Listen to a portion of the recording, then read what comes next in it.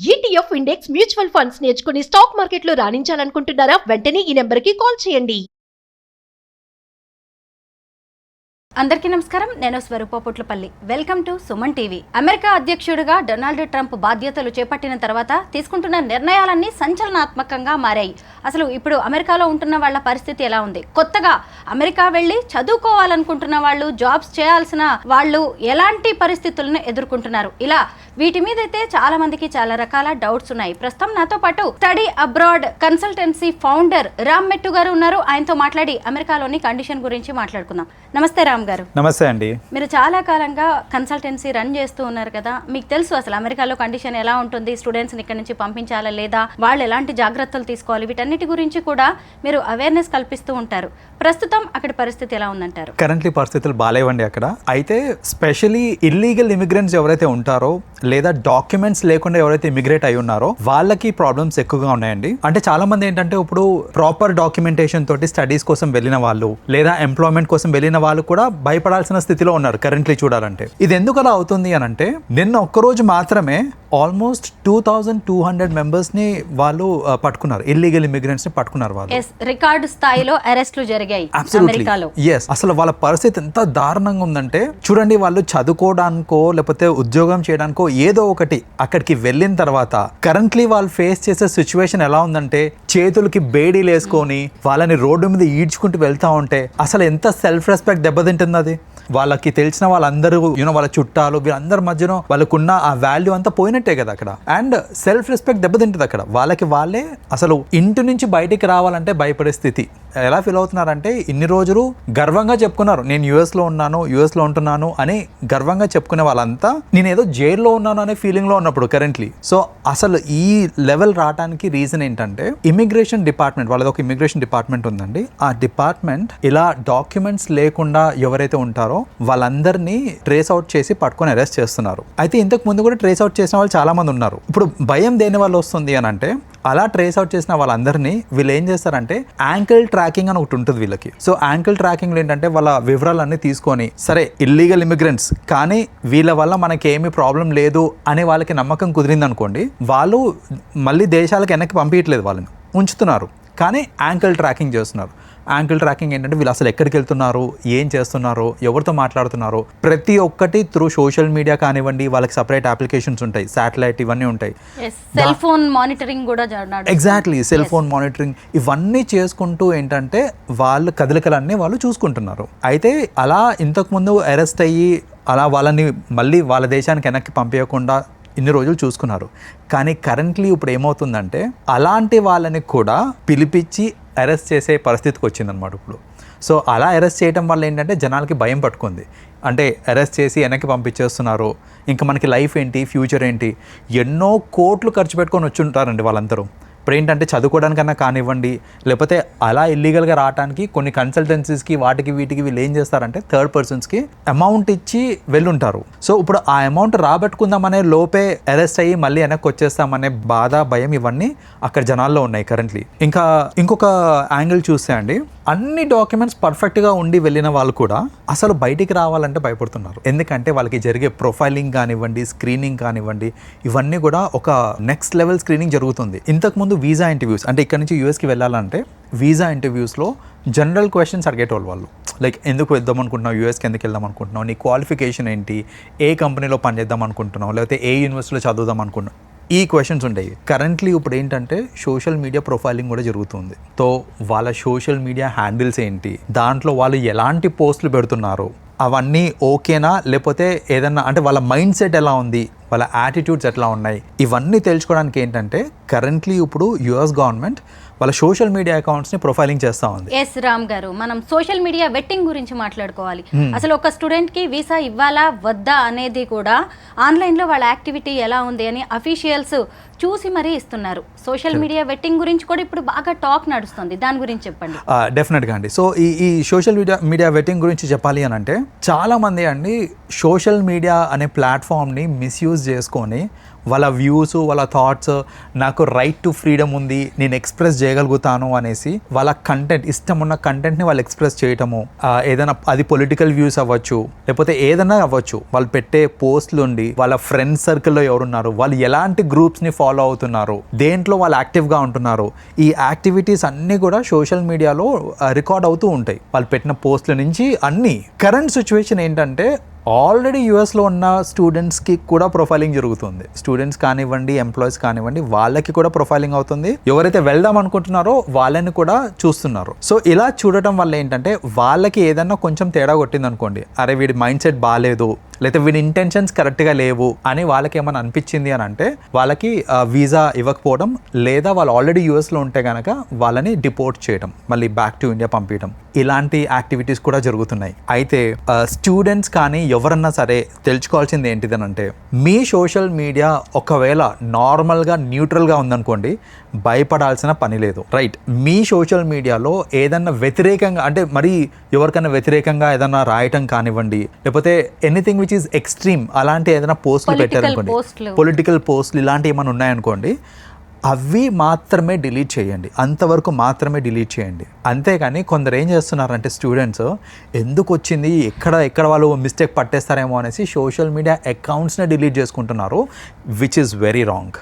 మీరు social media అకౌంటే delete చేశారనుకోండి, మీకు ఇబ్బంది ఏమొస్తుందంటే, మీ సోషల్ మీడియా అకౌంట్ చెప్పండి అని అన్నప్పుడు no I don't use it, లేకపోతే నాకు లేదు అని చెప్పారనుకోండి, వాళ్ళకి డౌట్ క్రియేట్ అవుతుంది. ఉంది కానీ వీళ్ళు డిలీట్ చేశారేమో, అంటే వీళ్ళు డిలీట్ చేశారంటే దాంట్లో ఏదో తప్పుగా వీళ్ళు పోస్టులు చేస్తుంటారు. So let us not consider him అన్నట్టు ఒక నెగటివ్ ఇంప్రెషన్ క్రియేట్ అయిపోయి మొత్తానికే మోసం వచ్చే ఛాన్సెస్ ఉంటాయి. కాబట్టి అకౌంట్స్ డిలీట్ చేయకండి. అకౌంట్స్లో ఏదైనా విపరీతంగా ఏమైనా రాసున్న పోస్టులు కానీ, పొలిటికలీ వ్యతిరేకంగా ఏమైనా రాసున్నారు, లేదా యూఎస్కి వ్యతిరేకంగా ఏమైనా రాసున్నారంటే అవిటిని మాత్రమే తొలగించండి. అన్నిటినీ డిలీట్ చేయాల్సిన అవసరం లేదు.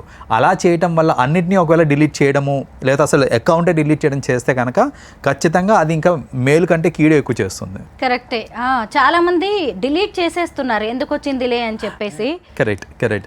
అయితే మీ దగ్గరకు కూడా చాలా మంది స్టూడెంట్స్ వస్తూ ఉంటారు కదా, వాళ్ళకి మీరు ఏం చెప్తున్నారు? ఇప్పుడు నాకు జనరల్గా వచ్చే ఒక క్వశ్చన్ ఏంటంటే, అసలు యూఎస్కి వెళ్ళడానికి ఇది రైట్ టైమా? యూఎస్ అనేది చాలా మందికి అబ్రాడ్ వెళ్ళి చదువుకోవాలనే కోరిక ఉంటుంది. సో నేను అబ్రాడ్కి వెళ్ళి ఈ టైంలో చదవడం కరెక్టా, లేకపోతే ఆగిపోమంటారా, లేకపోతే వేరే దేశానికి వెళ్ళమంటారా, ఈ క్వశ్చన్స్ ఎక్కువ వస్తున్నాయి నాకు ఈ మధ్యన. అయితే ఇక్కడ ఒక సింపుల్ అనాలిసిస్ అండి. మీరు డాక్యుమెంట్స్ అన్నీ పర్ఫెక్ట్గా ఉన్నాయి, మీ సోషల్ మీడియా క్లీన్ ఉంది, రైట్, మీరు ఏం తప్పు చేయలేదు, చేయబోరు కూడా అని అంటే భయపడాల్సిన అవసరం లేదు. ఇక్కడ యూఎస్లో మార్కెట్ కూడా అంత బాగాలేదు కదా అని అంటే దానికి ఆన్సర్ ఏంటంటే, ఎస్, ఖచ్చితంగా యూఎస్లో మార్కెట్, జాబ్ మార్కెట్ అనేది ఇప్పుడు బాగాలేదు. కానీ మీరు చదువుకోవడానికి వెళ్తున్నారు అనుకోండి, మీకు 2 బెనిఫిట్స్ ఉన్నాయి. ఈ టైంలో యూఎస్కి వెళ్తే 2 బెనిఫిట్స్ ఉన్నాయి. బెనిఫిట్ నెంబర్ 1 ఏంటంటే, ఈ టైంలో చాలా మంది వెళ్ళట్లేదు కాబట్టి మీకు వీసా వచ్చే ఛాన్స్ ఎక్కువ, అంటే వీసా యాక్సెప్టెన్స్ ఛాన్స్ ఎక్కువ ఉంటుంది మీకు.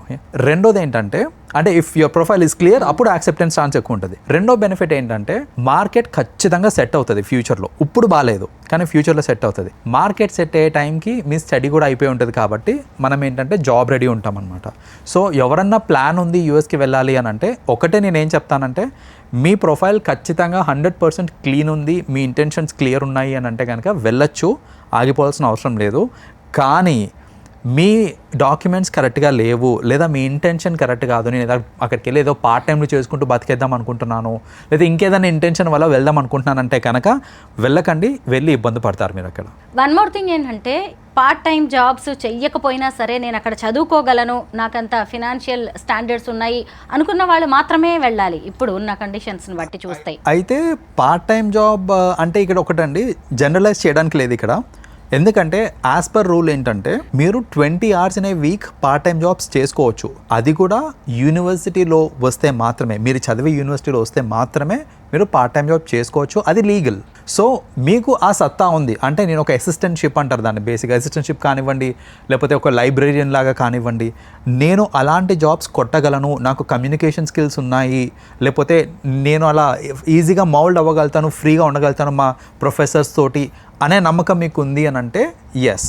లేదు, నేను ఎక్కడైనా రెస్టారెంట్లో పార్ట్ టైం చేసుకుంటాను అని అంటే అది ఇల్లీగల్. అది సో కొందరు ఏంటంటే హామీ ఇచ్చేస్తూ ఉంటారు. ఎలా అంటే, ఇప్పుడు ఆల్రెడీ వెళ్ళిన వాళ్ళు ఉంటారు, అరే నువ్వు వచ్చారా నేను చూసుకుంటా, నిన్ను నాకు తెలిసిన రెస్టారెంట్ ఉంది, లేకపోతే మనదే రెస్టారెంట్ ఉంది, నీకు అందులో నేను ఇప్పిస్తాను నీకు, ఇలాంటివన్నీ చెప్పి ఎంకరేజ్ చేస్తుంటారు కొందరిని.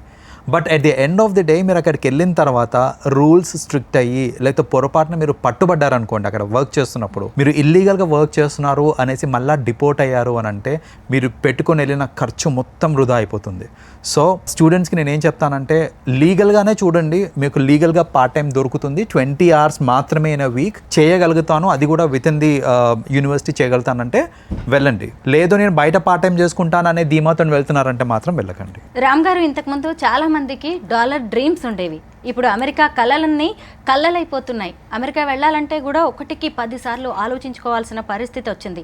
మీరు ట్రంప్కి ముందు కూడా చూశారు ఇక్కడ నుంచి స్టూడెంట్స్ వెళ్ళడం, అలాగే జాబ్ కోసం వెళ్ళడం. ఇప్పుడు చూస్తున్నారు ఇక్కడ సిచ్యుయేషన్ ఎలా ఉంది, అక్కడ ఎలా ఉంది అని. అంటే అప్పటి నంబర్కి ఇప్పటి నంబర్కి ఏమైనా తేడా కనిపిస్తుందా మీకు? చాలా తేడా ఉందండి. ఇంతకు ముందు ఏంటంటే ఈ రూల్స్ అని ఇంత స్ట్రిక్ట్ ఉండేవి కావు. సో ఇంత స్ట్రిక్ట్ లేనప్పుడు ఏంటంటే స్టూడెంట్స్ అట్లా అక్కడికి వెళ్ళి చదివేటప్పుడే పార్ట్ టైం చేసుకోవడము. నేను చెప్పాను కదా, డిఫరెంట్ ప్లేసెస్లో పార్ట్ టైం చేసుకునే వాళ్ళు ఇంతకుముందు అంతా. మన రెస్టారెంట్స్లో అవ్వచ్చు, లేకపోతే సూపర్ మార్కెట్స్లో అవ్వచ్చు, అలా ఎక్కడంటే అక్కడ చేసుకునే వాళ్ళు, విచ్ ఈజ్ యాక్చువల్లీ ఇల్లీగల్. కానీ గవర్నమెంట్ స్ట్రిక్ట్ లేకుండే. అప్పుడు గవర్నమెంట్ స్ట్రిక్ట్ లేదు కాబట్టి జనాలందరూ ఏంటంటే ఇక్కడ చేసే పని కంటే అక్కడ చేస్తే డబ్బులు ఎక్కువ వస్తాయి కదా అనే ధీమాతోటి ఆ డాలర్ డ్రీమ్స్ అని అలా క్రియేట్ అయినవన్నీ. కరెంట్ సిచ్యువేషన్ ఏంటంటే ఆల్రెడీ ఉన్న రూల్స్ని స్ట్రిక్ట్ చేశారు వాళ్ళు, కొత్తగా పెట్టిందేం లేదు, ఉన్న రూల్స్ని స్ట్రిక్ట్ చేశారు. చేయడం వల్ల ఏంటంటే ఇలా పార్ట్ టైం జాబ్స్ చేసుకుందాం అనుకున్న వాళ్ళందరూ ఇక వెళ్ళడం అనేది వేస్ట్ అన్నట్టు వాళ్ళు ఆగిపోతున్నారు. అలాంటి సంఖ్య ఆల్మోస్ట్ ఒక 70% మంది ఉన్నారు. 70% స్టూడెంట్స్ ఏంటంటే చదువుకుంటూ జాబ్ చేసుకుంటూ డబ్బులు సంపాదిద్దాం అనే దృష్టితోనే వెళ్ళే వాళ్ళు ఎక్కువ మంది ఉన్నారు. సో ఇప్పుడు ఏంటంటే అది స్ట్రిక్ట్ అయిపోయినాయి కాబట్టి ఆబ్వియస్లీ అలాంటి వాళ్ళందరూ ఆగిపోతున్నారు. అది ఆగిపోయేసరికి నెంబర్ ఆఫ్ పీపుల్ వెళ్ళే వాళ్ళందరూ డ్రాస్టిక్గా తగ్గిపోయారండి. చెప్పాలంటే అంతకుముందు వెళ్ళే దాని మీద ఇప్పుడు ఒక 30% వెళ్తున్నారు అంతే యూఎస్కి. మరి అమెరికాకి ఆల్టర్నేటివ్ ఏంటంటారు? మనకి వేరే అదర్ కంట్రీస్ కూడా ఉన్నాయండి. ఇప్పుడు యూఎస్ అంటే it all depends on me intention ఏంటిది అనేసి. నేను సెటిల్మెంట్ కోసం వెళ్దాం అనుకుంటున్నాను అని అనుకుంటే మీరు యూఎస్ ఒకటే కాదు, మెనీ కంట్రీస్ ఉన్నాయి సెటిల్మెంట్కి. ఆస్ట్రేలియా ఉంది, కెనడా ఉంది, అఫ్కోర్స్ యూకేలో మార్కెట్ అంత లేదు. So I will not take the name of UK because currently అక్కడ మార్కెట్ ఏం బాగాలేదు. బట్ మీకు ఆస్ట్రేలియా ఉంది, న్యూజిలాండ్ ఉంది, we have other countries. So మీరు క్వాలిటీ ఆఫ్ ఎడ్యుకేషన్ చూస్తున్నారా, క్వాలిటీ ఆఫ్ లైఫ్ చూస్తున్నారా, సెటిల్మెంట్ చూస్తున్నారా, డబ్బులు చూస్తున్నారా, మీకు ఏం కావాలి అనే దాని మీద మీరు అదర్ కంట్రీస్ని ప్రయారిటీస్ కింద తీసుకోవచ్చు. Like because at the end of the day currently market బాగాలేదు యూఎస్లో. బట్ ఆలోచించాల్సింది ఏంటంటే ఫ్యూచర్లో ఖచ్చితంగా మళ్ళీ రాణిస్తుంది. ఇవన్నిటిని దృష్టిలో పెట్టుకొని నిజంగా అంటే ఒక స్టూడెంట్ ప్రొఫైల్ ఏముంటుందో చూసుకొని ఆ ప్రొఫైల్కి తగ్గట్టు కంట్రీస్ని సెలెక్ట్ చేసుకుంటే బెటర్. ఒకప్పుడు మన నాలెడ్జ్ అంతా కూడా అమెరికాకి మైగ్రేట్ అయిపోతూ ఉంటుంది. ఒక రకంగా మైగ్రెంట్స్తోనే ఆ కంట్రీ అనేది ఫామ్ అయింది, మనందరికీ తెలిసిందే. అయితే ఈ టైంలో ఇప్పుడు చాలామంది అమెరికా వెళ్ళడానికి ఆలోచిస్తున్నారు కాబట్టే మన కేంద్ర ప్రభుత్వం కావచ్చు, మన రాష్ట్ర ప్రభుత్వాలు ఎలాంటి జాగ్రత్తలు తీసుకొని మన వాళ్ళకి ఇక్కడే మంచి ఆపర్చునిటీస్ కల్పిస్తే మంచిదంటారు? యాక్చువల్లీ ఇక్కడ ఆపర్చునిటీస్ కల్పిస్తే ఖచ్చితంగా మన వాళ్ళు ఉంటారండి. కాకపోతే ఇక్కడ ప్రాబ్లం ఏంటంటే the end of the day మీరు ఎంత టాలెంటెడ్ అన్నా సరే మీ శాలరీ రూపీస్లో వస్తుంది, అక్కడ ఏంటంటే శాలరీ డాలర్స్లో వస్తుంది. సో ఆ మ్యాచింగ్ అనేది కష్టం. ఇప్పుడు నేను అక్కడికి వెళ్ళి చేస్తే నాకు వచ్చే అమౌంట్ ఏదైతే ఉందో ఆ అమౌంట్ ఇక్కడ మ్యాచ్ చేయడం అనేది కొంచెం కష్టం. జనరల్గా ఏంటంటే ఆ మిస్ మ్యాచ్ వల్ల చాలా మంది ఇక్కడ నుంచి యూఎస్కి వెళ్ళిపోతూ ఉంటారు. All we can do is improve చేయొచ్చు, మేబీ ఇంకా ఆ పే స్కేల్స్ అని కొంచెం ఇంక్రీజ్ చేయడం లాంటివి చేయొచ్చు. But at the end of the day ఇదంతా ఒక ప్రైవేట్ ఆర్గనైజేషన్ మీద నడుస్తూ ఉంటుంది కాబట్టి గవర్నమెంట్ పెద్దగా ఇన్వాల్వ్ అవ్వడం అంతా కుదరకపోవచ్చు. బట్ మీరు ఇందాక అన్నట్టు ఐటీ కంపెనీస్ ని చాలా ఎస్టాబ్లిష్ చేయొచ్చు. ఐటీ ఇప్పుడు మనకి మన వాళ్ళకి ఇక్కడ జాబ్స్ రాక కాదండి, అక్కడ శాలరీలు ఎక్కువ ఉంటాయని మన వాళ్ళు వెళ్తూ ఉంటారు. లైఫ్ స్టైల్ కూడా బాగుంటుంది, అమెరికాలో ఉంటున్నామని చెప్పుకోవడం ఒక ప్రౌడ్ స్టేటస్ సింబల్. ఇదంతా ఇంతకు ముందు. ఇప్పుడు కరెంట్లీ అక్కడ ఉన్న వాళ్ళు అక్కడ గ్రీన్ కార్డ్ హోల్డర్స్ కూడా ఇక్కడ వేస్తే ఇంకా వచ్చేద్దామనే స్టేట్లో కూడా ఉన్నారు కొందరు. సో అలాంటి సిచ్యువేషన్స్ ఫేస్ అవుతున్నారు. బట్ ఎస్, ఇదంతా టెంపరీ సిచ్యువేషన్స్, ఇవి మారుతాయి, కొంచెం ఓపిక పట్టాలి. లేదు ఇండియాలోనే బాగుంటుంది అని మీరు అనుకుంటున్నారంటే ఆల్రెడీ అక్కడ నుంచి వచ్చేయాలనుకుంటే వచ్చేసి అది పర్సనల్ కాల్ అది. బట్ అసలు ఇంత దారుణంగా ఇంత స్ట్రిక్ట్ చేయడానికి ఇంకొక మేజర్ రీజన్ ఏంటంటే కొలరాడోలో రీసెంట్గా ఒక ఇష్యూ అయిందండి. లైక్ కొంచెం అటాక్స్ అవి అయినాయి. అది కూడా ఎవరి వల్ల అయినాయి అంటే ఇట్లా ఇల్లీగల్ ఇమిగ్రెంట్స్ వల్లనే అయినాయి. సో ఆ అటాక్స్ని బేస్ చేసుకొని ఇప్పుడు ఏం చేస్తున్నారంటే ఇదంతా ఇల్లీగల్ ఇమిగ్రెంట్స్ వల్ల మనకి సెక్యూరిటీ ఇష్యూస్ వస్తున్నాయి అని దాన్ని ఆసరాగా తీసుకొని ఇప్పుడు ఈ చర్నింగ్ అవుట్, ఫిల్టరేషన్ అంతా దాని వల్ల అవుతుంది అనమాట. ఇప్పుడు రామ్ గారు, ట్రంప్ కి అలాగే హార్వర్డ్ యూనివర్సిటీకి మధ్య కూడా కోల్డ్ వార్ జరుగుతోంది. ఎగ్జాక్ట్లీ, దాని గురించి కూడా డిస్కస్ చేయాల్సిందే.